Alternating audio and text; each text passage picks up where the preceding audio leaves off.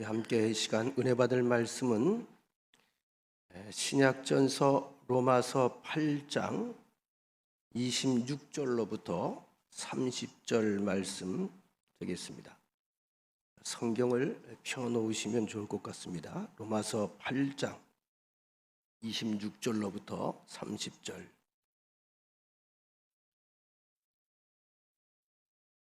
이와 같이 성령도 우리 연약함을 도우시나니 우리는 마땅히 기도할 바를 알지 못하나 오직 성령이 말할 수 없는 탄식으로 우리를 위하여 친히 간구하시느니라.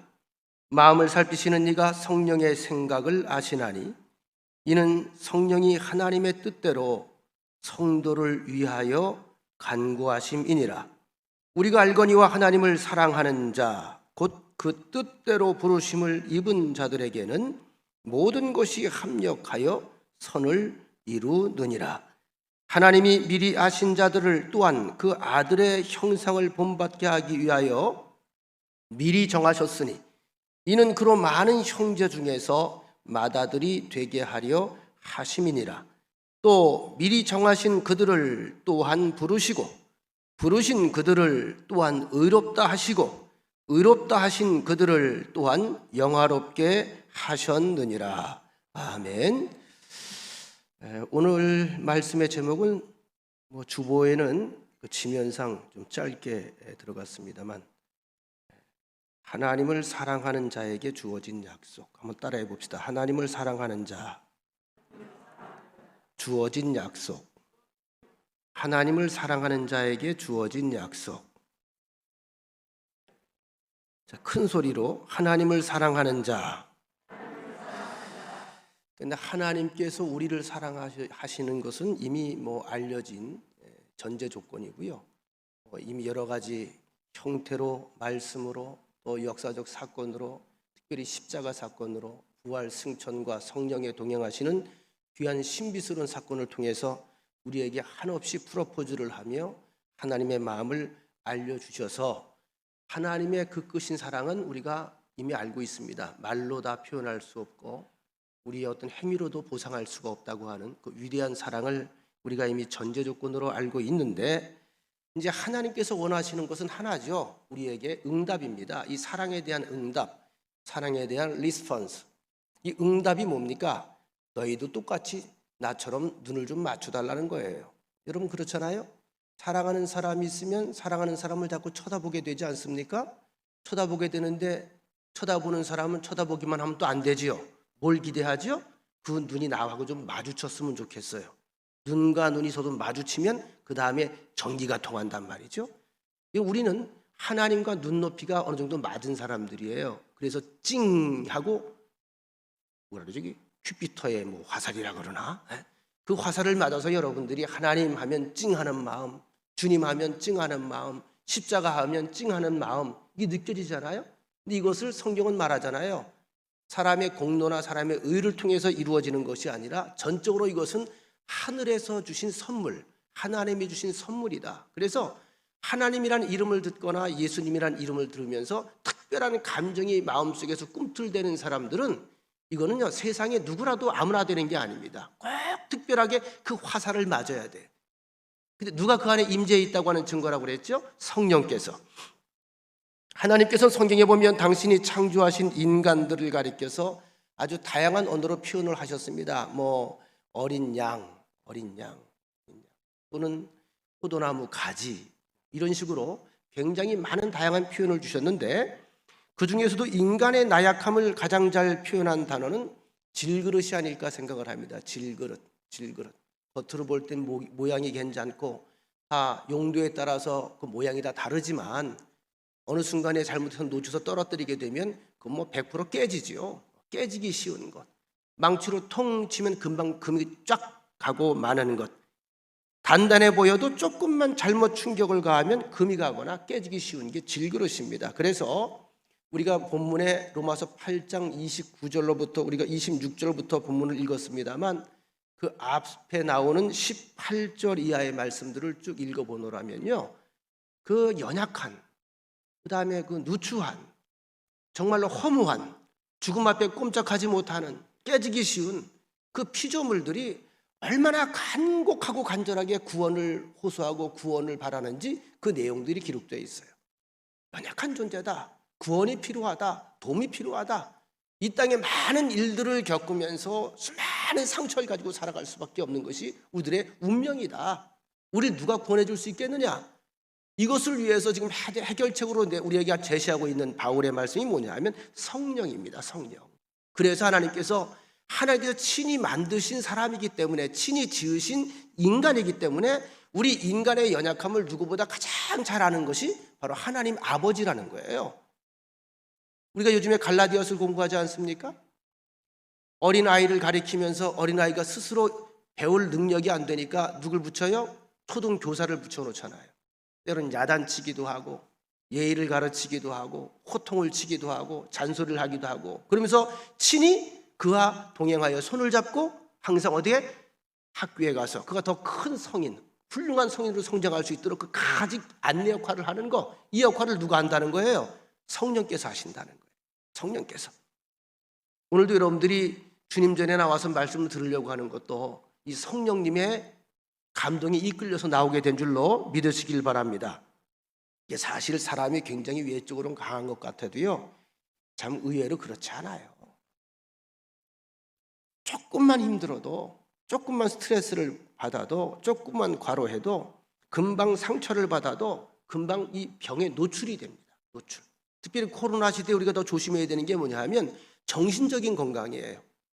근데 삶의 건강을 찾아가야 돼요. 자꾸 위축되고 소극적이고 숨고 이러면 자꾸 사람이 어두워집니다. 이럴 때일수록 더 혼자 찬송도 크게 불러야 돼요.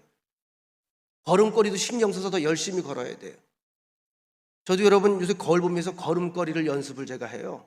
씩씩하게 보이면 어떻게 씩씩하게 보이는 것인가. 씩씩하게 걷는 연습을 해야 그 삶이 씩씩해지거든요. 굉장히 중요한 겁니다. 사람은 육적으로나 영적으로 또 인격적인 부분에 있어서 굉장히 약한 존재다. 그런데 하나님이 이 약함을 아신다. 그래서 우리 속에 하나님께서 우리에게 도움이 되라고 보내신 분이 있다. 그것이 바로 성령 하나님이시다. 여러분, 로마서 8장 26절 우리가 읽은 본문입니다만 이렇게 시작하지 않습니까?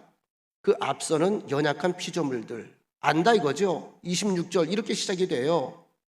이와 같이 성령도 우리의 연약함을 도우시나니. 도울 준비가 됐어요. 도우시기 위해서 이 땅에 오신 거예요. 성령께서. 여러분 항상 도움을 요청하셔야 돼요. helpme 하셔야 돼요.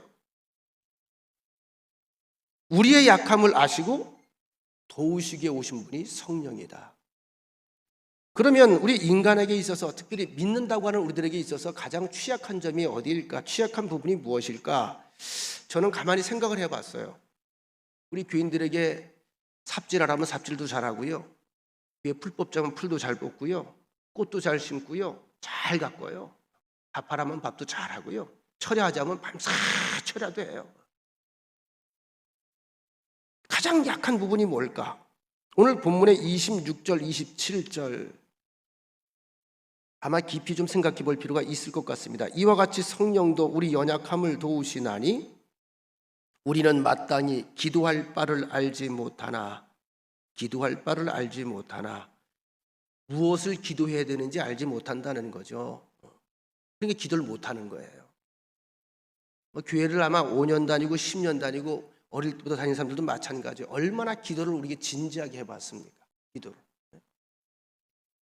기도할 바를 알지 못하니까 뭐예요? 힘들죠. 말은 제일 많이 듣는 게 기도인데 힘들죠. 뭘 기도해야 될지 모르겠어요.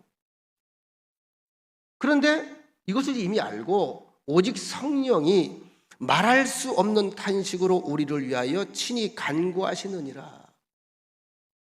기도하려고 애를 쓸 때에 성령께서 옆에서 도우신다는 거예요. 근데 어떻게? 옆에서 처음엔 거드는 것처럼 하다가 나중엔 기도의 주도권을 가지고 친히 간구하신다는 겁니다. 내 마음을 끌고 가는 거예요. 내 생각을 끌고 가는 거예요. 27절 마음을 살피시는 이가 성령의 생각을 아시나니. 하나님 말씀이죠. 이는 성령이 하나님의 뜻대로 성도를 위하여 간구하심이니라. 그래서 기도를 여러분 깊이 하다 보면, 좀 얕은 기도 말고요, 깊이 기도에 몰입하다 보면 나중에 내가 기도를 합니까? 아니면 다른 이가 기도를 합니까? 이건 경험해 본 사람도 대답할 수 있잖아요. 다른 이가 기도를 합니다. 복잡했던 기도가 단순화돼요. 산적했던 기도가 단순화돼요. 단순화되면서 힘이 생겨요. 확신이 생겨요. 그 다음 내 속에서 환희가 일어나는 거예요. 백날 얘기하면 뭐해? 안 할 건데. 그죠? 해보세요. 우리에게 주신 가장 큰 선물 가운데 하나가 기도입니다. 기도. 성도 안에 내주하시는 성령께서는 무엇보다도 성도의 기도를 돕는다는 말. 기도는 하나님의 은혜의 통로이자 능력의 통로다. 예레미야서 33장 3절, 구약전서에도 숱하게 기도에 관한 말씀이 나오지 않습니까? 너무나 잘 아시는 말씀. 너는 내게 부르짖으라. 내가 너에게 응답하겠고 네가 알지 못하는 크고 은밀한 일을 너에게 보이리라. 다시 말하면 부르짖는 자들에게는 세상이 보지 못하는 것, 세상이 깨달을 수 없는 것, 세상이 알 수 없는 것들을 볼 수 있는 능력을 허락해 주시겠다. 세상이 알지 못하는 능력의 세계를 관통하며 눈으로 직시하게 되게 그렇게 해주시겠다는 약속입니다. 따라합시다. 내게 부르짖으라. 내게 부르짖으라. 간단해요. 하나님께 부르짖으라고 한마디 말하시잖아요. 그 뒷말이 더 길잖아요. 하나님이 나보다 하시는 일이 더 많아요. 난 부르짖기만 하면 돼요. 주여 도와주옵소서. 내 마음은 복잡합니다. 해결할 수가 없습니다. 이 사건도 꼬입니다. 어찌하면 좋을까요? 부르짖으라는 거예요. 그러면 내가 반드시 내게 응답하겠고 네가 알지 못하는 크고 은밀한 일을 네게 보이리라. 무슨 얘기입니까? 네가 세상을 알면 얼마나 알겠니? 영의 세계를 알면 얼마나 알겠니? 영의 능력의 세계를 너희가 알면 얼마나 알겠니? 그러나 그걸 네가 부르짖을 때 내가 보여주마. 약속입니다. 마가복음 11장 24절에도 말씀하시기를, 주님께서 친히 말씀하시기를 무엇이든지 기도하고 구하는 것은 받은 줄로 믿으라. 일맥상통하는 말씀이잖아요. 무엇이든지 기도하고 구하는 것은 받은 줄로 믿으라. 왜? 주님께서 움직이니까. 그리하면 너희에게 따라합시다. 그대로 되리라. 그대로 되리라 그랬어요. 그대로 되리라. 근데 여러분, 사실 우리가 냉정하게 생각을 해보시면 기도가 쉬운가요? 어려운가요? 우리 박경근 집사, 기도 쉬워 어려워? 어렵지? 그래서 해볼 생각도 못하는 거지, 그지? 기도가 어려워요. 이렇게 우리 오청호 집사님, 기도 어려워 쉬워? 어렵지? 어렵대잖아요. 교회 다닌 지 5년 10년 다 됐을 거라고. 그래도 어려운 거예요. 우리 권사님, 정성규 권사님, 기도 어려워 쉬워? 어렵대야. 이거 큰일 났어. 이거 기도가 어렵다는 거예요. 우리 사람이 할 수 있는 일 중에 가장 어려운 일 중에 하나가 기도가 아닐까 싶습니다. 실제로 그래요. 기도가 어려워요. 성도들에게 여러 가지 일들을 맡겨봐요. 웬만한 일은요, 밤을 새워서라도 교회 일하면요, 제가 부탁을 하면 해요. 계획을 세운다든지 봉사를 한다든지 청소를 한다든지 뭘 만든다든지. 그런데요, 우리 기도합시다 그러면 거기서 넘어져요. 여러분, 성경에 보세요. 제자들도 예수님을 얼마나 열심히 따라다녔습니까? 3년 동안 같이 굶어가면서, 같이 고생하면서, 같이 발이 부르터가면서, 입술이 부르터가면서, 수많은 사람 상대하면서, 얼마나 먼 길을 다니면서 그 선교의 중에 일을 했냐 말이에요. 예수님의 말씀에 순종하며 그렇게 수발을 잘 들었어요. 근데 어디서 넘어져요? 겟세마네 동산에서. 그죠? 십자가 순환 사건을 앞두고 예수님께서 기도하자. 그리고 기도하다 눈 떠보면 어떻게 하고 있어요? 네, 쓰러져 있어요. 기도하고 눈 떠보면 또 쓰러져 있어요. 깨워. 야, 잠시라도 오늘은 다른 날이 아니야. 중요한 날이야. 좀 잠시라도 좀! 이렇게 얘기를 해도 어떻게 해요? 아멘! 주여! 자잖아요. 다른 건 다 잘했어요. 다 잘했잖아요. 눈에 보이는 거. 근데 거기서 넘어지는 거예요. 거기서. 그러니까 어떻게? 결국 다 도망가 버리고 말잖아요. 여러분, 기도가 결코 만만한 일이 아닙니다. 왠 줄 아세요? 이건 육적인 것이 아니고 영적인 부분이기 때문에 그래요. 영적인 전쟁. 그래서 오늘 본문은 이 기도의 중요성을 알기 때문에 성령께서도 우리를 기도의 자리로 이끌어서 어떤 기도를 해야 되는지 하나님의 뜻대로 기도를 할 수 있도록 주도하시겠다. 이런 약속을 주신 겁니다.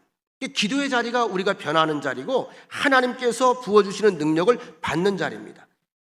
26절 하반절 다시 봅니다. 우리가 마땅히 기도할 바를 알지 못하나 오직 성령이 말할 수 없는 탄식으로 우리를 위하여 친히 간구하시느니라. 성령이 임재하게 되면 우리의 복잡했던 기도 내용들이 아주 명확해집니다. 가장 줄을 부르는 거예요. 줄을. 가장 중요한 거. 메인을 부르는 거예요. 키포인트를 찾는 거예요. 그럼 나머지는 뭐예요? 먼저 그 나라와 그 의를 구하는 삶을 살기 때문에 그 위에 모든 것을 더해 주시는 건 곁으로 보너스로 따라온다는 거예요. 곁가지로 따라온다는 거예요. 참 기도가 힘이 있어요. 기도가.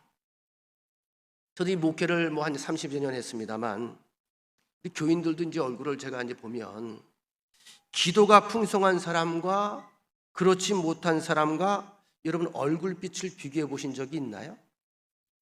비교해 보세요. 제가 지금 숙제를 하나 드리는 겁니다. 기도 열심히 하고 요즘 보니까 기도가 열심히 살아. 기도가 살아. 기도 생활에 열심을 내. 집에서나 교회에서나. 그 얼굴의 생동감을 확인해 보셨나요? 여러분 같을까요? 다를까요? 이건 눈에 보이는 변화입니다. 기도가 풍성한 사람들은요 얼굴에 당당함이 있어요. 두려워하질 않아요. 그다음 평온함이 있어요. 누군도 건드리지 못할 그 요동하지 않는 평안함. 제가 봐도 그래요. 여러분 보면서 제가 가끔 이제 그런 얘기를 할 거예요. 교인들에게도 아유 오늘 굉장히 유난히 이뻐요. 그 사람 뭐야? 요즘 잘 살고 있다는 거야 그거. 얼굴에 빛이 나는 거예요. 제가 우스갯소리를 하는 건 아니고요. 얼굴이 이뻐요 진짜. 이뻐져요. 눈이 이뻐지고요. 얼굴빛이 이뻐지고요. 이 꼴이 이뻐진단 말이에요. 그러니까 광채가 나와요. 그냥 보면 이뻐요. 죄송합니다만 반할 정도로 이뻐요. 그 얼굴이 그 얼굴인데 기도한 뒤에 은혜 받은 얼굴은요 정말 이뻐 보여요. 여러분들 오늘 예배 마치고 서로 얼굴 한번 이렇게 쳐다보고 가십시오. 이쁜가 안 이쁜가? 이쁘면 그 은혜 받고 살아가는 거예요. 무슨 밤탱이 같으면 은혜 받지 못하고 살아가는 거예요. 우리가 육체가 육을 가지고 살기 때문에 육에 속한 부분이 참 많습니다. 그래서 사실은 우리가 기도를 하노라고 합니다만 사실은 제대로 구하지 못할 때가 참 많이 있어요. 무슨 말이냐? 우리가 구하는 것은 다양합니다. 기도 내용들이. 그렇죠? 근데 지금 내가 구하는 게 나는 내가 원해서 구하는 기도잖아요. 근데 사실은 이 기도가 내게 유익이 될런지 아니면 이 기도의 응답이 내가 해가 될런지는 난 알아요, 몰라요? 난 몰라요. 당면한 과제를 놓고 우린 기도를 합니다. 근데 그 응답이 내 인생에 유익할지 내 인생을 해롭게 만들지 그것까지는 내가 몰라요. 우리 인간의 한계입니다. 자, 이삭의 아들 야곱의 일생을 한번 보십시다. 예를 드는 겁니다. 그의 형 에서를 피하여서 그가 마음속에 품었던 그 한, 네가 먼저 나왔다고 형이냐? 겨우 1분 먼저 나온 게 그것 때문에 네가 장자권을 가지냐? 축복권을 가지냐? 이건 내가 용납할 수 없고 인정할 수도 없다. 호시탐탐 노리다가 결국은 이게 말하자면 자기의 소원인 거고 자기의 기도인 거죠. 그것만 뺐으면 원이 없겠어요. 그것만 뺐으면 다 잘 될 것 같아요. 그래서 간절히 기도하고 노리다가 결국은 장자권을 자기가 빼앗죠. 장자권을 빼앗았더니 어떻게 오 할렐루야 그리고 아버지도 안아주고 엄마도 안아주고 형도 안아주면서 이렇게 장자라고 우대해줄 줄 알았나요? 물론 그걸 기대했는지 모르겠으나 여러분 그 다음 우리 이야기를 알잖아요. 좋은 일이 생겼어요? 집에서 쫓겨나갑니까? 쫓겨나가잖아요. 삶이 불안해지는 거예요. 분명히 내가 기도해서 응답을 받았는데 삶이 불안해졌어. 왜? 형이 죽이려고 덤벼. 눈이 평소의 눈이 아니야. 이 새끼 아버지 안 보이면 내가 죽여버려야지. 엄마 없을 때 내가 아주 밟아버려야지. 이게 계속 밤에 잠잘 때도 야곱이 여러분 생각해 보세요. 상상을 좀 해보세요. 두 다리 뻗고 코 골고 잤을까? 웅크리고 눈치 보고 잤다 깼다 그러고 잤을까? 그렇게 잤을 것 같아요. 제 생각에는. 맘 놓고 밖에 나갈 때 그냥 확 나갔을까? 아니면 형이 있나 없나 보고 나갔을까? 보세요. 그가 원하는 걸 얻었는데 그 다음이 이게 유익한 게 아니야. 이게 재앙입니다. 재앙. 그럼 어떻게 해요? 다시 뒤집을 수가 없으니까 어머니의 권유대로 외삼촌 라반의 집으로 가지 않습니까? 자, 외삼촌 라반의 집에 갔습니다. 자, 외삼촌 라반의 집에 가서 그가 어떤 일들을 겪지요? 라반의 딸 둘을 다 얻었어요. 아유, 능력도 좋아, 능력도. 부인이 전체가 4명이야, 4명. 4명. 야곱의 부인은 4명이다. 그리고 12아들을 낳았어. 이건 딸도 있는데 아들만 12아들을 낳았다고 아들만 나온 거예요. 12아들을 낳았어요. 자, 행복해야 되잖아요. 행복했어요? 가족 간에 불화했어요. 불화했잖아요. 부인 4명이 사이가 좋았나요? 서로 왼수처럼 지냈나요? 죄송합니다. 질문해서. 왼수처럼 지내잖아요. 그러면 여기서 끝났어요, 이게? 자녀 때까지 오는 거예요. 그 피해를 누가 보는 거예요? 요셉이라는 아들이 받잖아요. 라반의 집에 가서 거부가 됐어요. 자녀를 다 12아들을 낳았어요. 그죠? 그리고 나서 어떻게 합니까? 부인도 얻었어요. 많은 재산을 축적을 했어요. 이것 때문에 그 집에서도 같이 못 살고 쫓겨납니다. 그야 그의 인생이 정말로 파란만장한 인생이 되고 마는 거예요. 어쨌든 결론적으로는 하나님께서 끝까지 야곱을 포기하지 않고 개입하셔서 이 모든 것을 통하여 선을 이루게 하셨습니다만, 그래서 해피엔딩으로 끝납니다만, 한 가지 부분적인 사건만 놓고 보면은 야곱은 한치 앞을 내다봤다, 못 내다봤다? 못 내다본 거예요. 우리도 똑같아요. 그럼 사도 바울의 일생은 어떠했죠? 마찬가지입니다. 근데 사도 바울은 야곱과 좀 달라요.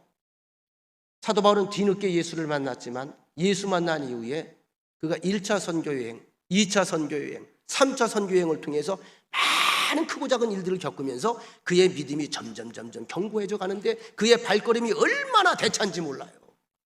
왜? 이미 그 입에서 부활의 얘기가 나오잖아요. 천국에 관한 이야기가 나오잖아요. 이 땅의 크고 작은 것들이 그렇게 중요하지 않은 거예요. 세계관이 달랐던 것입니다. 그래서 부분적으로 하나님의 응답을 듣고 기도하고 응답받고 가다가 핍박받고 빌립보 감옥에 갇히기도 하고 그 다음에 억울하게 옥살이하기도 하고 억울하게 얻어맞기도 하고 핍박과 많은 죽을 뻔한 위협을 겪지만 그 부분적인 일을 놓고 바울이 실망한 적이 있었던가요? 실망하지 않습니다. 이게 이제 바울의 위대함이에요. 부분을 놓고 실망하지 않아요. 하나님의 계획이 있으시겠지. 하나님이 이 모든 것 또한 합력하여 선을 이루시겠지. 그 절정체가 오늘 로마서 8장 28절에 말씀합니다. 이거 사도 바울이 기록했잖아요. 이제 우리에게 익숙한 말씀을 확인합니다. 28절 우리가 알거니와 이미 경험했다 이겁니다. 이런 사실들을 하나님을 사랑하는 자 곧 그 뜻대로 부르심을 입은 자들에게는 모든 것이 합력하여 선을 이루느니라. 하나님을 사랑하는 자는 하나님의 목적대로 purpose of God, 하나님의 목적에 의해서 하나님이 쓰시려고 하는 어떤 의도가 있어서 부름받은 사람들이다. 이 사람들은 성령의 인도하심을 받고 있다. 이 사람들은 믿음으로 순종의 길을 걸어가는 사람들이다. 그러면 이 사람들은 어떤 사람들이다? 결론적으로 하나님께서 이미 예정해 놓으신 종합적인 축복을 맛보는 사람들이다. 이런 의미입니다. 최종 승자라는 거예요. 최종 승자. 근데 이 이야기는 누구를 향해 지금 들려지는 말씀이죠? 여러분과 저를 향해 들려지는 말씀입니다. 하나님을 사랑하는 자, 우리가 하나님을 사랑하는 게 그냥 사랑하는 게 하나님이 날 부르셨어요. 목적이 있어요. According of God. 하나님께서 목적을 가지고 너 필요하다. 이리 와라. 여러분 자원에서 왔어요? 하나님이 픽업했어요? 하나님이 픽업한 거예요. 그래서 택정합을 입었다는 말을 써요. 택정합. 따라합시다. 하나님 감사합니다. 내가 날 봐도 시원찮은데 하나님이 나를 그 하늘에서 얼마나 그 능력 많은 분이 많은 능력 있는 것들을 따질 수 있는 분인데 날 꼭 집었어요. 너 꼭 필요하다. 그래서 우리에게 주어진 결론이 뭡니까? 네 앞에 일생 동안 진행되는 동안에 삶 속에서 진행되는 모든 사건들 다 너무 염려하지 마. 네가 볼 때 흰색을 바르는데 검은색이 될 수도 있고 밝은 색을 바랐는데 어두운 색이 될 수도 있어, 사건이. 그런데 내가 다 만질 거야. 다 만져서 들어간다? 종합 세트로 만들어서 결국 네가 감탄하게 만들 거야. 너뿐만이 아니라 그 주변에 있는 사람들도 감탄하게 만들 거야. 그게 뭐야? 종합적인 축복이란 말이죠. 믿으시면 아멘. 그러니까 우리는 이미 이 결론을 가지고 살아가는 사람들이라는 사실을 기억하시기 바랍니다. 자, 합력하여 선을 이룬다는 확신을 가지고 살아가는 사람들에게 몇 가지 나타나는 특징이 있습니다. 31절. 그런즉 이 일에 대하여 우리가 무슨 말하리요? 만일 하나님이 우리를 위하시면 누가 우리를 대적하리요? 하나님이 우리를 위하시면 누가 우리를 대적하리요? 세상에 하나님보다 센 존재가 있어요, 없어요? 없어요. 하나님이 나를 위하신다는 거예요. 바로 이런 고백 때문에 다윗 같은 사람이 위대한 고백을 민정. 하나님은 나의 방패시요. 하나님이 내 방패예요. 하나님이 날 막아요. 아무도 뚫을 자가 없어. 날 뚫기 전에 하나님을 쓰러뜨려야 돼. 그러니 다윗의 믿음이 얼마나 배짱 좋은 믿음입니까? 죽여봐. 하나님이 내 방패야. 이거잖아요. 승리에 대한 확신입니다. 여러분, 이기게 될 겁니다. 이기게 될 겁니다. 아멘 하는 사람만 이길 겁니다. 또 한 가지 32절. 자기 아들을 아끼지 아니하시고 우리 모든 사람을 위하여 내주신 이가, 자기 독생자 아들을 아끼지 않고 우리 모든 사람을 위하여서 기꺼이 그 생명까지 내어주신 이가, 자기의 가장 소중한 것을 내어주신 이가 어찌 그 아들과 함께 모든 것을 우리에게 주시지 아니하시겠느냐. 외아들이 있다. 외아들보다 귀한 게 있어요? 집안에? 없죠. 사랑하는 아들이라면, 아버지를 잘 따르는 아들이라면, 정상적인 관계라면 가장 사랑하는 거죠. 그건 내 전부예요. 그 아이 때문에 사는 거예요. 근데 그걸 기꺼이 내주었어요. 이게 아버지의 마음인데, 그분이 우리에게 나를 위해 그걸 내줬는데 그분과 함께 다른 것도 내주지 않겠느냐. 다시 말하면 하나님의 후원에 대한 확신입니다. 후원. 내 인생을 내가 보살피마. 가장 소중한 것을 주었기 때문에 내게 더 귀한 것이 뭐가 있겠느냐. 다 네 것이다. 하나님의 선언입니다. 나 같으면 아멘 크게 할 텐데 참 답답하다. 33절 34절. 누가 능히 하나님께서 택하신 자들을 고발하리요? 의롭다 하신 이는 하나님이시니 누가 정죄하리요? 죽으실 뿐 아니라 다시 살아나신 이는 그리스도 예수시니 그는 하나님 우편에 계신 자요 우리를 위하여 간구하시는 자신이라. 누가 능히 하나님께서 택하신 자들을 송사하리요? 고발하리요? 고소하리요? 의롭다 하시는 이는 하나님이 너 의롭다, 너 의인이다, 너 죄 없다 이렇게 말하는데 감히 누가 시비를 붙고 딴지를 붙겠냐 이겁니다. 그게 뭐예요? 구원에 대한 확신이에요. 여러분 구원 받으셨습니까? 굉장히 중요한 고백입니다. 이미 구원에 대한 확신이에요. 시비 붙을 놈이 없다 이거예요. 이 부분에 대해서. 자, 이제 35절로 37절 확인합니다. 이어지는 말씀 아주 신났어요. 성경에 보니까 아마 사도 바울이 이 얘기할 때 입에서 침 쳤을 것 같아. 침이. 35절. 누가 우리를 그리스도의 사랑에서 끊으리요? 환난이나 곤고나 박해나 기근이나 적신이나 위험이나 칼이랴. 기록된 바 우리가 종일 주를 위하여 죽임을 당하게 되며 도살당할 양같이 여김을 받았나이다 함과 같으니라. 그러나 이 모든 일에 우리를 사랑하시는 이로 말미암아 우리가 넉넉히 이기느니라. 넉넉히 이기느니라. 여러분 다윗이 골리앗과 싸우러 나갈 때에 물맷돌을 몇 개 가지고 나갔다고 그랬어요? 5개. 요만한 돌멩이, 주먹만한 돌멩이를 5개를 주머니에 넣고 나간 거예요. 골리앗을 때려 죽일 때 몇 개 썼죠? 죄송합니다. 몇 개 썼어요? 단 하나밖에 안 썼어요. 몇 개 남았어요? 4개 남았어. 자, 4개가 남은 걸 뭐라 그러는 거예요? 5개 굳이 안 가져도 돼. 하나면 끝날 걸 5개를 가졌어. 이게 넉넉히야. 넉넉히. 그래서 골리앗도 내가 볼 때 행운아 중에 행운아야. 5발을 다 맞고 죽었으면 얼마나 아팠을까? 한 발에 죽는 게 낫지. 그죠? 근데 여러분, 이 다윗의 주머니에 물맷돌이 5개가 들어가 있었는데 하나는 골리앗을 위해 썼는데 후에 이제 그 전쟁 사화가 계속 나오잖아요. 역대기에 보면요 그 4개를 다 씁니다. 나중에 골리앗의 후손들이 있어요. 그 부족 자체가 거인들이에요. 그들이 다 장수들입니다. 그들의 이름들이 다 나와요. 하나, 둘, 셋, 넷, 5개 다 써요. 4명을 다 그 하나에 한 방씩 죽입니다. 참 대단해. 하나님의 계획을 보면 놀랍습니다. 세상의 어떤 세력이라도 우리를 향하신 주님의 사랑은 끊어질 수 없다는 거 의심하지 마시고 감사하시고 믿고 그 길 끝까지 걸어가시기를 축원합니다. 그러면 보게 된다는 거예요. 듣는 신앙이 아니고 보는 신앙이 되시길 주의 이름으로 축원합니다. 이어지는 말씀 38절 39절 아주 이제는 더 큰 소리로 외칩니다. 내가 확신하노니 사망이나 생명이나 천사들이나 권세자들이나 현재일이나 장래일이나 능력이나 높음이나 하여튼 뭐 아는다는 다 꺼내놓는 거예요.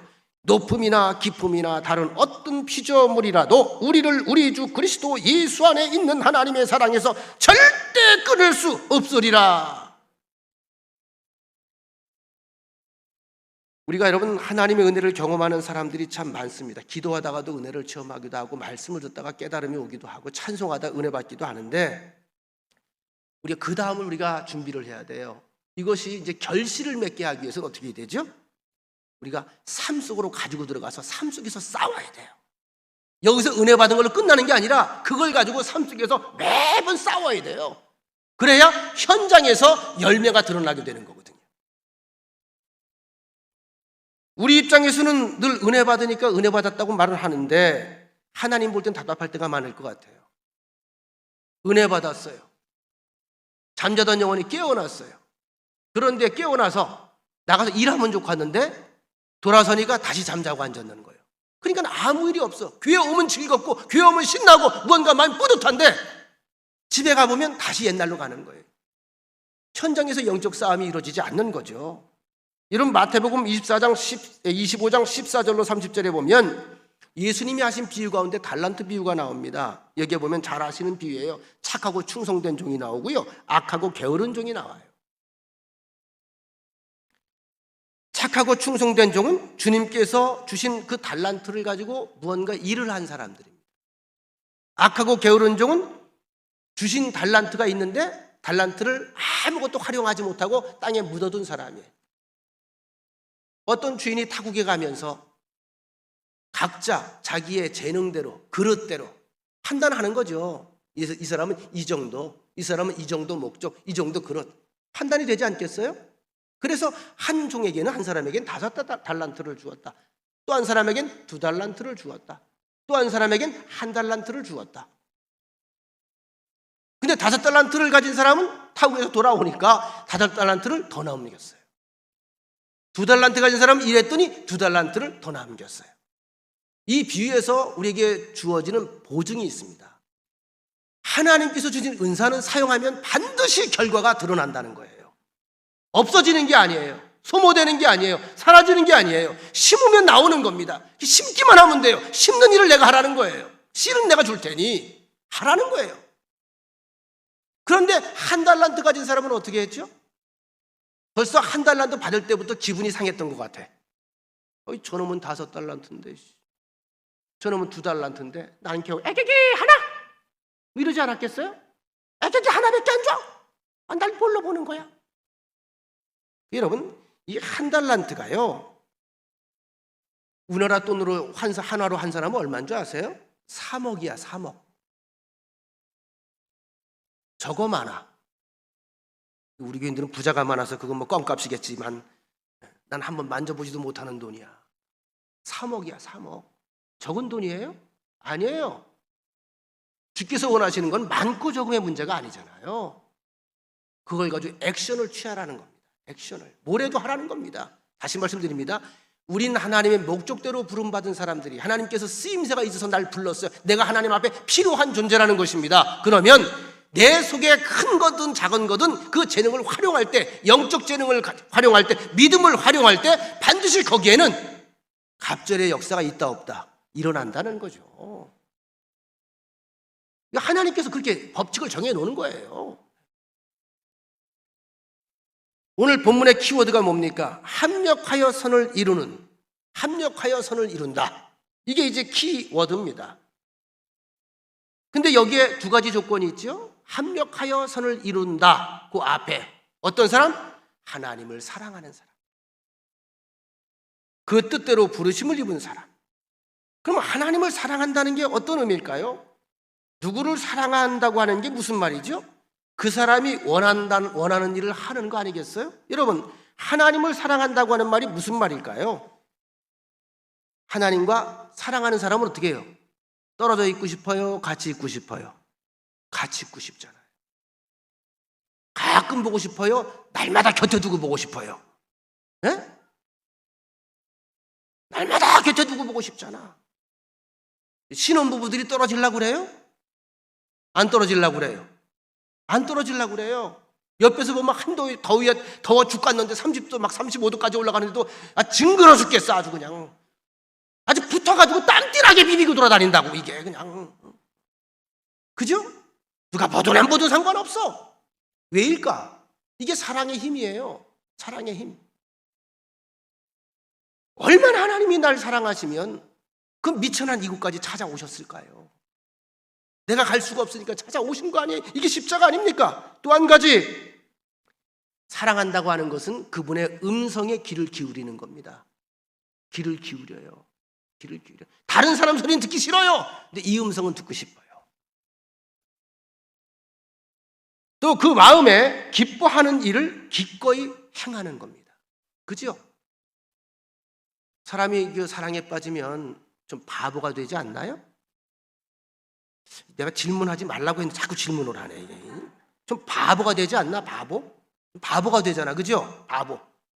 멍하니 그 사람만 쳐다보고 있고, 이리 와 그러면 취한 것처럼 쫓아가. 앉아 그러면 앉아. 그럼 가끔 그런 것도 하잖아.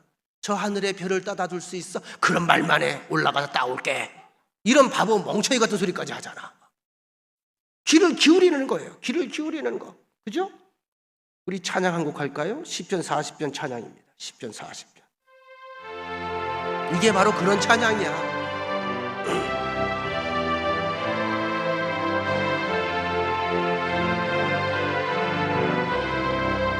하나님의 음성을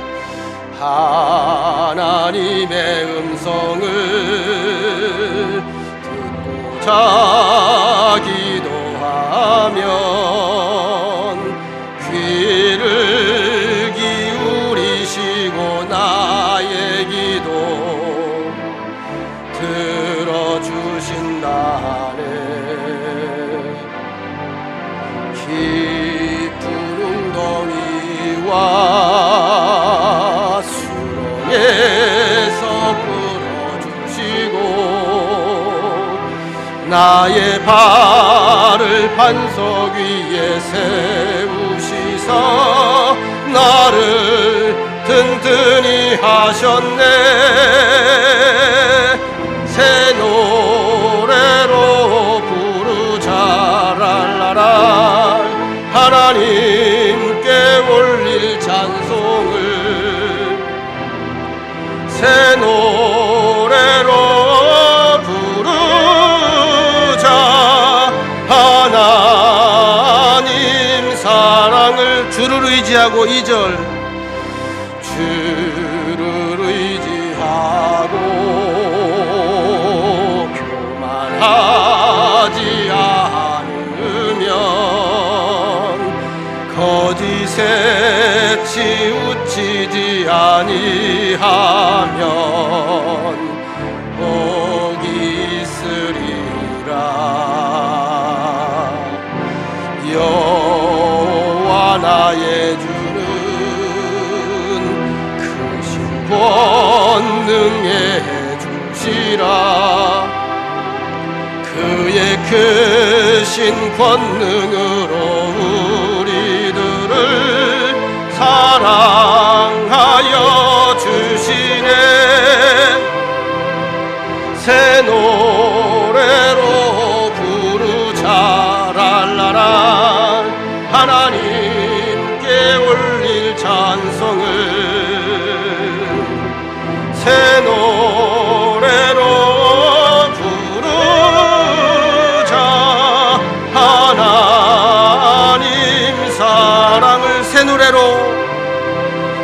새 노래로 부르자 랄라라 하나님께 올릴 찬송을 새 노래로 부르자 하나님 사랑을 하나님의 음성을 듣고 자기도 하면 귀를 기울이고 나의 기도를 들어주신다네. 이 말씀이잖아요. 아침 저녁으로 묵상하고 내가 하나님을 사랑하는 것보다 하나님이 천만 배 만만 배 나를 더 사랑합니다. 난 내가 필요할 때 주님께 귀를 기울이는데 주님은 수시로 항상 귀를 내 앞에 대고 계세요. 끙끙거리는 소리까지 다 들으신단 말이에요. 요한복음 15장 16절에 보면 이런 말씀이 있습니다. 너희가 나를 택한 것이 아니다. 너희가 나를 택한 것이 아니다. 내가 너희를 택하여 세웠다. 이는 왜 세웠느냐? 너희로 가서 열매를 맺게 하고 또 그 열매가 항상 너희 앞에 있게 해서 내 이름으로 나의 이름으로 예수 그리스도의 이름으로 아버지께 무엇을 구하든지 다 받게 하려 함이라. 우리를 왜 택하셨다고요? 우리의 삶 속에서 열매를 맺게 하시기 위해서 아버지 이름으로 구하는 모든 것을 다 받아 누리게 하기 위해서. 얼마나 귀한 말씀입니까? 근데 여기서 중요한 것은 내 이름으로 아버지께 무엇을 구하든지 내 이름, 예수님의 이름을 내게 빌려줬어요. 예수님의 이름은 뭐죠? 우리 인감도장보다 귀한 거예요. 예수의 이름이 키예요. 예수의 이름이 구원이에요. 예수의 이름이 능력이에요. 예수의 이름이 해결책이에요. 이걸 주셨다는 거예요. 내 이름을 너에게 주었다. 물론 이 나라의 주인은 대한민국 국민입니다만 청와대 아무 데나 못 들어가잖아요. 그 청와대에서 제일 힘 있는 사람이 누구죠? 대통령 아닙니까? 그죠? 비서실에서 전화가 내려가요. 아무개가 왔는데요. 대통령이 가라고 그랬어요. 문재인 대통령이 가라고 그랬어요. 그러면 전화를 해보겠죠. 아, 대통령 명의야. 문 열어줘, 안 열어줘? 열어줘야 돼요. 이 세상 권세, 하나님 아버지 권세보다 높은 게 없어요. 하나님의 섭리 속에 다 칠이 되어 있는 겁니다. 그런데 예수님이 당신의 이름을 내게 빌려주셨어요. 이 얘기는 바로 주님의 능력을 내게 주시겠다는 거예요. 그러면 우리가 그 능력을 가지고 뭘 해야 될까요? 하나님의 뜻을 우리가 헤아려야 되겠죠. 그러면 하나님의 뜻을 아는 중요한 방법이 뭐죠? 이게 기도입니다. 그래서 기도가 참 이게 중요한 거예요. 그 뜻이 기도를 통해 드러난다는 거예요. 성령이 알려준다는 거예요. 그러면 주의 이름으로 그 일을 하라는 거예요. 거기에 역사가 있고 기적이 있고 신비스러운 능력이 드러나게 된다는 것입니다. 역대상 16장은 우리가 지난주에 공부를 했던 것 같은데요. 이스라엘 왕위에 제2대 왕으로 오른 다윗이 변방에 방치되어 있던 하나님의 법궤를 예루살렘으로 모셔온 뒤에 제사를 드리면서 드린 찬양이 나옵니다. 물론 첫 번째는 오베데돔의 집에 머무르게 되는 우사가 죽는 그런 사건이 벌어졌습니다만 석 달 뒤에 그가 다시 모든 걸 수정을 해서 교정을 해서 다시 모셔오게 되는데 그때에 모셔온 뒤에 기쁨으로 제사를 드리며 드린 찬양이 쭉 나와요. 그 가운데 34절 말씀입니다. 여호와께 감사하라. 여호와께 감사하라. 아마 다윗이 눈물이 흐를 것 같아. 이 찬양하면서. 그는 선하시며 그 인자하심이 영원하미로다. 하나님의 뜻을 알고 하나님의 사랑을 알고 하나님의 우리를 향한 마음을 아니까 우리 삶 속에 선하심과 인자하심이 넘치다고 하는 것을 내가 알게 되었습니다. 하나님 참 선합니다. 인자하십니다. 모든 게 은혜입니다. 은혜. 하나님의 사랑이 없는 게 아니라 그동안에 내가 깨닫지를 못했기 때문에 내가 불행해 있었습니다 하는 고백이에요. 이어지는 말씀입니다. 그러면 이제 하나님을 사랑한다고 하는 게 어떤 의미인지 아셨겠죠? 그 뜻대로 부르심을 입었다. According to His purpose.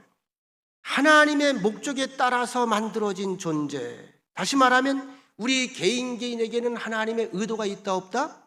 의도가 있는 거예요. 우리 세 분 장로님한테 다 따로따로 의도가 있어요. 저에게도 의도가 있어요. 이 속에 하나님의 뜻이 담겨져 있어요. 하나님의 내용물이 이 안에 있어요.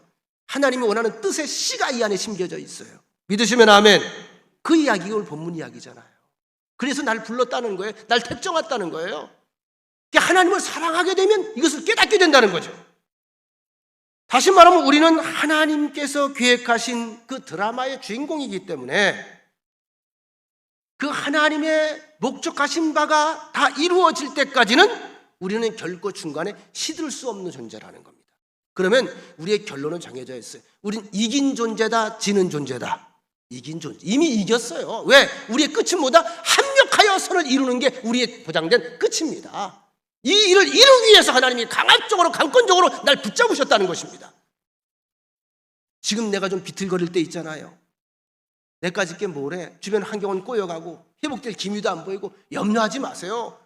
주눅들지 마세요. 유식되지 마세요. 그건 부분이에요. 아직 남았어요. 뭐가? 합력하여 선을 이루는 그 과정이 앞에 기다리고 있단 말이죠. 우리가 이 하나님의 목적을 이루기 위해서 불림을 받았다고 하는 것은 우리에게 한 가지 사명이 있다는 거죠.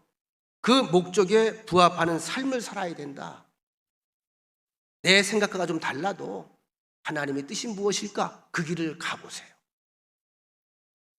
하나님의 뜻대로 살아가는 삶을 가리켜 순리의 삶이라 이렇게 말합니다. 순리가 뭔지 아시죠? 순리. 이로운 이치, 다른 말로 얘기하면 편안한 삶이에요. 그 우리 성도들에게 가장 편안한 삶은 뭘까요? 하나님의 뜻을 따라가는 겁니다. 시편 1편에 나오잖아요. 복이 있는 사람의 삶에 대해서. 시냇가에 심기운 푸른 나무처럼, 그죠? 계절을 따라 열매를 맺으며 마르지 아니하며 풍성하며. 이게 뭐예요? 하나님의 뜻 아래. 물론 우리가 볼 때 어라? 왜 이런 일이? 뭐 이런 일 만날 수 있겠죠. 부분에 의해서 넘어지지 말라는 거예요. 부분에 의해서. 제가 그 말씀을 자주 드리기도 하고 좋아하는 말씀이기도 한데, 모세가 홍해를 앞에 두고 우왕좌왕하는 백성들을 향해서 하신 말씀이 있어요. 모세가 하나님의 향하실 일을 보아라. 잠잠히 봐라. 근데 백성들은 그 40년 동안 걸어가면서 계속 불평불만이 끊어지지 않죠? 그 어느 때마다 그러죠? 조그만 일을 맞닥뜨릴 때마다, 조그만 장벽을 만날 때마다, 조금 힘든 일을 겪을 때마다, 다시 말하면 부분에 의해서 자꾸 넘어지는 거예요. 부분 때문에. 근데 모세는 뭘 봐요? 전체 퍼즐을 보는 겁니다. 하나님이 이끄셨으니 하나님께서 책임지실 것이다. 이건 과정에 불과하다. 말하자면 전투에 불과하다. 여러분, 전투는요 질 수 있어요. 전투는 그렇잖아요. 우리도 6.25 전쟁을 치렀잖아요. 많은 부대가 패했잖아요. 많은 부대가 패했잖아요. 많이 죽었잖아요. 부분적인 전투에서 졌잖아요. 나중에 유엔군이 올라와서 결국은 상륙작전을 벌이며 성공하게 되죠. 뭐 최종 승자는 없습니다만 전투에는 져도 전쟁에서는 이긴다는 거예요. 이게 우리에게 주어진 약속입니다. 아시겠습니까? 부분에 그러니까 몰입되지 말라는 거예요. 잠시 일어난 사건 때문에 내가 위축되지 거 없다는 거죠. 좀 기다려봐. 홍해가 갈라져. 기다려봐. 만나가 내려와. 기다려봐. 불기둥이 앞장서. 기다려봐. 구름 기둥이 나를 커버해. 기다려봐. 하나님이 앞장서 싸워. 할렐루야. 이건 믿고 가자는 거예요. 성경 전체가 그 얘기 아닙니까? 어차피 하나님께서는 작정하셨어요. 나를 통해서 하나님께서 의도하신 선을 만들어 가시겠다고 작정하시고 날 부르는 거예요. 사람의 결심이 무서워요? 하나님 결심이 무서워요? 하나님의 결심이 무서운 겁니다. 하나님이 그렇게 작정을 하셨어요. 합력하여 내 인생의 선을 만들어 가기로. 어차피 우리 끝은 선이에요. 그래서요. 할렐루야. 근데 중요한 건 우리가 그 뜻에 순종하며 가면서 선을 보면 아름다운 간증이 되는 건데, 그렇게 말 안 듣고 뺀질뺀질거리고 요리 빠지고 저리 빠지고 이러다가 의도 터지면서도 선은 이루어져. 이해가 돼요? 어떻게 예쁘게 선을 이루겠어? 얻어 터지고 선을 이루겠어? 예? 어차피 그 선을 이루는 자리에서 하나님 역시 내가 그럴 줄 알았어요. 할렐루야. 이게 좋겠어요? 아유 아빠 죽겠어. 이런 것은 하나님 뭐라 바라보겠어요? 둘 중에 한 가지밖에 없는 거예요. 나 같으면 전자가 되겠어요. 그럴 줄 알았어요. 하나님 그렇지나 실망시킬 뿐이 아니죠. 이럴 줄 알았어요. 할렐루야 할렐루야 이래야지. 그럼 되겠어요? 예? 할렐루야도 같은 할렐루야가 아니야. 할렐루야 그래야지. 이게 할렐루야야? 저들 말하잖아요. 간증이라는 게 아름다운 간증이 있고요, 불행한 간증이 있다고 그랬잖아요. 어떤 삶을 사시겠습니까?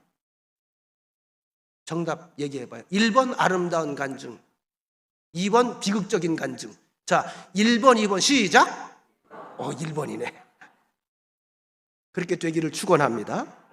아주 중요한 거예요. 중요한 거. 자, 뜻대로 부르심을 받았다. 하나님의 뜻대로 부르심을 받았다. 이것은 구별된 뜻입니다. 세상에 욕망대로 사는 게 아니고 욕구대로 사는 것이 아니라 욕심대로 사는 것이 아닙니다. 마태복음 26장 다시 이야기합니다. 악하고 게으른 중에 변명이 나와요. 달란트를 잃어버릴까 봐 땅에 묻어 두었습니다. 여러분, 우리에게 주신 은사가 있어요. 군뱅이도 무슨 재주가 있다? 구르는 재주가 있다. 군뱅이도 은사가 있다 없다? 은사가 있다. 군뱅이에도 재능을 주셨단 말이에요. 그래서 군뱅이는 막 굴르면 돼. 우린 군뱅이보다 낫지 않겠어요? 우리에게 은사가 있어요. 은사가. 제가 가끔 이제 교육자들하고 이야기하다 보면 저도 이제 나이도 그렇고 연륜도 그렇고요, 이제 초짜가 아니고요, 말하자면 이제 초짜 목회자가 아니고 우리는 이제 중년 목회자가 돼요. 중년 목회. 어디 가면 조금 이제 어른 측에 들어갑니다. 어른 측에. 나이는 아직 새파랗지만. 보면 이제 젊은 교육자들 가운데 항상 이 비전교회 특별히 그런 생각들을 가지는 분들이 있는 것 같아요. 다는 아닌데 대형교회에 대해서 굉장히 감정을 가지고 있어요. 가끔 얘기하다 보면 본인들도 모르게 밥 먹다가도 얘기가 나오죠. 우리가 애써 시골에서 교인들을 막 양성해 놓으면 다 나중엔 대형교회로 빠져나간다는 거예요. 그러면서 대형교회 목사님들을 아주 비판을 해요. 그 제가 굉장히 싫어해요, 그 얘기를요. 왜냐하면 저도 비전교회에서 목회를 했거든요. 근데 한 번도 대형교회를 욕해본 적이 없어요. 은사가 다른 거예요. 그러면 대형교회라고 대형교회가 처음부터 대형교회인가요? 그렇진 않아요. 밤새 처리하는 날이 많았어요, 그분들이요. 얼마나 많이 굶었는지 몰라요. 간증 들어보면요, 눈물이 나와요. 주께서 거기에 달란트를 붙이고 해서 오늘날 그런 영향력을 가진 교회까지 성장할 수 있게 된 거예요. 물론 썩지 말아야 되겠지만 제가 야단쳐요. 절대 그런 마음 가지고는 못 해요. 그렇게 하는 사람들 내 교회에서 교회 부흥 안 돼요. 현장에서 감사해야죠. 여기에 주어진 목소리, 내가 무엇을 해야 될까? 내가 늘 좋아하는 말이 있죠. 뭐래도 하면 뭐래도 나와요. 뭐래도 하면. 제가 하다못해 여기 주택 앞에 가가지고선 그 정원 있는 데 가서요, 지난번에 한번 내가 하도 삽질한 지가 오래돼가지고 삽질을 막 했어. 뭐가 나왔을까? 지렁이가 나오더라. 뭐래도 하면 뭐가 나와요. 다시 말하면 뭐예요? 오늘 말씀의 결론은 뭡니까? 하라는 거예요. 빈 일은 내가 책임질 테니, 내가 약속을 반드시 지킬 테니, 내 이름까지 빌려줬으니 너나 해라 이거예요. 또 하나 중요한 것, 우리가 하나님의 뜻, 하나님의 목적을 이룰 때에 우리가 조심해야 되는 게 있습니다. 내가 나를 자꾸 드러내려고 하면 안 돼요. 이건 하나님께서 하시는 일이고 하나님을 위한 일입니다. 나는 그분께 쓰임받고 택함받은 거에 대해서 감사하고 그 일을 하는 거예요. 그리고 결과가 나오면 하나님 고맙습니다, 하나님이 하셨습니다, 이렇게 하라는 겁니다. 제가 언젠가도 그 말씀을 한번 드린 적이 있죠. 음대생들 가운데 인기 있는 아르바이트 자리가 있어요. 백군사님 학교 다닐 때 있었을 것 같은데, 그 실내 독주회 같은 걸 하면요, 소위 옆에서 막 연주자가 연주를 할 때 그 책자를 놓고서 연주를 하잖아요. 굉장히 긴 책이니까. 그러면 그걸 다 외워서 부르질 못하니까 누가 옆에 넘겨줘야 돼요. 넘겨줘야 돼요. 그 옆에 이렇게 앉아서 딱 듣고 있다가 얼른 넘겨줘요. 얼른 넘겨줘요. 요걸 자칭 얘기하면 페이지 터너라고 합니다. 페이지 터너. 전문 용어로 페이지 터너, 페이지를 넘긴다 이런 뜻인데, 이제 대학생들이 자기들끼리 하는 얘기가 있어. 남자가 넘길 때 남자는 넘돌이야, 넘돌이. 예? 넘겨주는 남자다, 넘돌이. 여자는 뭘까? 그래서 이제 좀 대화가 되네. 여자는 넘순이, 넘순이. 이게 아마 그 사전에도 아마 이게 이제 등록이 돼 있을 거예요. 넘돌이, 넘순이라는 단어가. 넘돌이, 넘순이. 근데 여러분, 이 넘돌이, 넘순이들이 그 짭짤해요. 연주에 얼마나 해서 한 1시간에서 1시간 반 정도나 2시간 정도 연주하면요, 기본적으로 받는 게 10만 원에서 15만 원이야.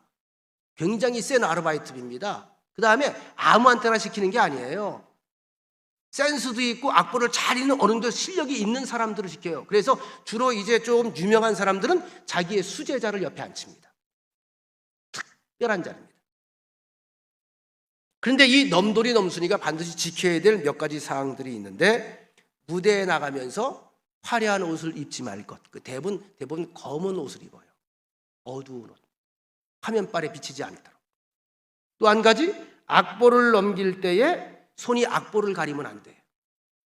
잘못해서 연주자 턱을 때리면 안 돼. 또 이 연습 많이 하는 거예요. 그 다음에 연주하는 사람이 조금 미리 넘겨주는 걸 바라는지 아니면 동시에 넘겨주는 걸 바라는지 그 취향이 또 달라요. 그걸 또 잘 그 뜻을 헤아려야 돼요. 거기에 맞춰서. 옆에 앉은 사람들이 어떻게 할까요? 연주를 막 하고 있으면 넘돌이 넘순이 어떻게 하고 있을까? 이렇게 쳐다보고 있을까요? 아니요. 같이 흔들고 앉았어요. 같이 이렇게 넘겨요. 이렇게. 또 한 가지, 악보를 넘길 때 조금의 오차가 있어도 안 돼요. 특별히 연주자가 등장할 때, 퇴장할 때, 연주가 나가면 관중들이 바로 박수를 막 쳐서 환호를 보내잖아요. 그러면 한 2, 3m 뒤에 딱 떨어져서 안 보이게 들어갑니다. 안 보이게. 나올 때도 마찬가지. 딱 끝나고 난 뒤에 안 보이게 싹 간 다음에 뒤로 쓱 들어가요. 근데 중요한 것은 이 연주자에게 이 페이지 터너는 필요할까 필요하지 않을까? 없으면 절대 안 될 존재입니다. 여러분, 이 생각을 해보십시다. 성령께서는 우리에겐 처음엔 넘돌이와 넘순이로 오셔요. 내가 주인인 것 같아요. 근데 좀 더 우리가 깊이 우리가 사귀다 보면 이분이 넘순이 수준이 아니라 나보다 훨씬 뛰어난 연주자예요. 나중엔 이분이 친히 연주를 해서 내 인생이 빛나게 된다. 그런 의미입니다. 합력하여 선을 이루게 된다. 결론입니다. 자, 선이라고 하는 것은 내 앞에 이미 던져졌어요. 우리의 운명입니다. 여러분들의 일생에 합력하여, 어두운 일이든 밝은 일이든 합력하여 선을 이루어지기로 이미 하나님께서 작정하셨습니다. 할렐루야. 운명이에요, 운명. 잘 기억하십시오. 창세기 50장 20절 말씀에 보면 요셉 이야기가 나오잖아요. 바로 그 이야기 아니겠어요? 나중에 형들이 두려워 떨죠. 자기들이 한 일이 있으니까. 그나마 아버지 야곱이 있을 땐 아버지 야곱 때문에 그래도 그 그늘에서 좀 커버가 된 줄 알았는데, 아버지가 죽고 난 뒤에 더 벌벌 떨잖아요. 이제 아버지 죽었으니 어떡해. 벌벌 떠는 그들을 보면서 요셉이 하는 말이 있지 않습니까? 형님들 걱정하지 말래도요, 걱정하지 말라고 그랬잖아요. 제가 복수할 생각이 없다고 그랬잖아요. 이건 형님들이 한 게 아니라고 그랬잖아요. 당신들은 나를 해치려 했지만 하나님께서 그것을 선으로 바꾸셔서 오늘같이 많은 백성의 생명을 구원하게 하시려 하셨습니다. 합력하여 선을 이루게 하시기 위해서 하나의 과정입니다. 그건 과정. 그러니까 이것은 형님들이 한 게 아니고 형들은 잠깐 쓰임받은 거예요. 그러니 오늘 이 영광을 같이 누리자고 하나님이 하신 겁니다. 보세요. 같이 그 자리에서 만났잖아요. 그죠? 애굽에서 만났잖아요. 여러분, 요셉 혼자만 부귀영화를 누렸겠습니까? 형제들이 그걸 같이 누렸겠습니까? 같이 누렸습니다. 그런데요, 해석이 다른 거예요. 과정이 다른 거예요. 무엇에 따라 달라집니까? 고생은 요셉이 훨씬 많이 했죠. 상처 요셉이 훨씬 많이 받을 위치에 있었죠. 그런데 요셉은 틀이 달라요. 왜? 합력하여 선을 이루시는 하나님인 줄 믿었기 때문에. 그러니까 뭐예요? 그 자리에 섰을 때 감동과 감격을 하면서 아름다운 간증을 하는 거예요. 나머지 11명의 형제들, 10명의 형제들은 아름다운 간증이었을까요? 할렐루야 간증이었을까요? 다르죠? 요셉의 간증과 형들의 간증이 달라지는 거예요. 그러나 결론적으로 어떻게 합니까? 야곱, 그의 자녀들이 요셉의 일생을 통해서 뭘 보죠? 하나님의 원대한 역사와 능력을 온 가족이 인정할 수밖에 없는 자리에서 만나게 되는 겁니다. 자, 이 일을 할 때 여러분 어떻게 하겠어요? 요셉처럼 할렐루야 하겠어요? 형들처럼 흐흐흐 하겠어요?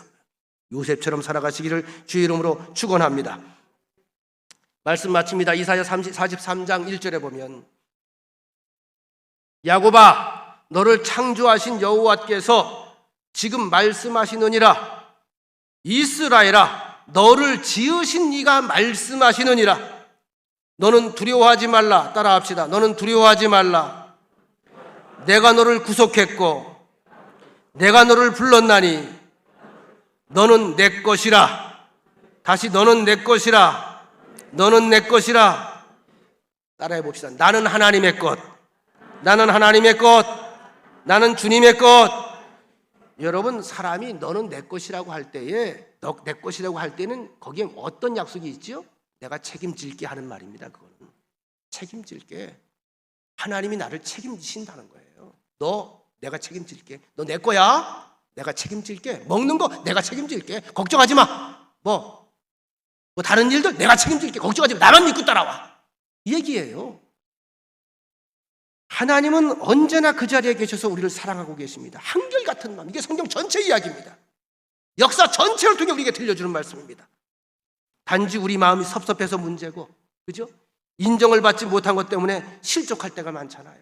왜 나를 안 알아줄까? 안 알아준 게 아니고 늘 알고 있는데, 넘치도록 알고 있는데, 내가 무엇을 하든지, 내가 어떤 일을 하든지, 어떤 자리에 있든지 변함없이 하나님은 나를 지켜보고 계신 겁니다.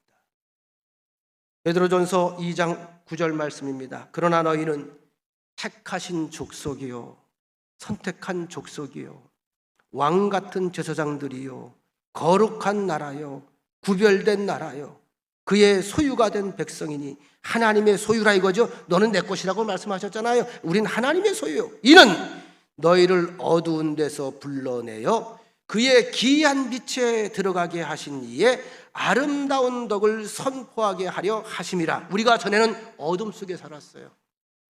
두려움 속에 살았어요. 가책 속에 살았습니다. 무엇이 옳은 것인지, 무엇이 그른 것인지, 무엇이 옳고 나쁜지, 뭐가 뭔지 잘 몰랐어요. 그냥 두려워 떨며 살았어요. 몸부림쳐도 안 됐어요. 율법적 삶을 살아갔잖아요. 그런데 하나님께서 우리를 어둠 가운데 콕 집어서 택하셔서 빛 가운데 거하게 하셨습니다. 선과 악을 구별하게 하셨습니다. 온전한 삶을 살 수 있도록 하나님께서 친히 내 손을 권능의 손으로 붙잡아 주셨습니다. 여러분, 세상의 여정에는 앞으로도 우리가 알지 못하는 많은 일들이 있습니다. 지금 코로나도 마찬가지고, 여기에 또 이제 좀 뭔가 좀 백신이 나와가지고 좀 희망적인 얘기가 들리는가 했더니 인도에서 나오는 또 변이 무슨 바이러스가 또 생겼다죠. 인도산 무슨 산 해가지고 말이죠.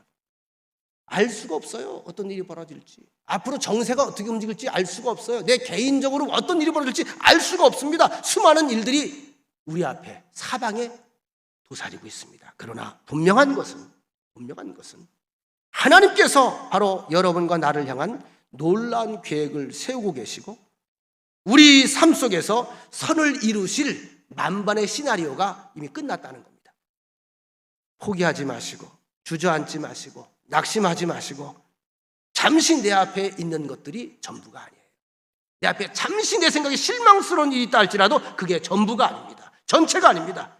그것까지 합력하여 선을 이루게 하시는 하나님, 그 하나님이 내 인생을 붙잡고 주도하고 계신다. 확신 가운데 승리하시기를 간절히 축원합니다.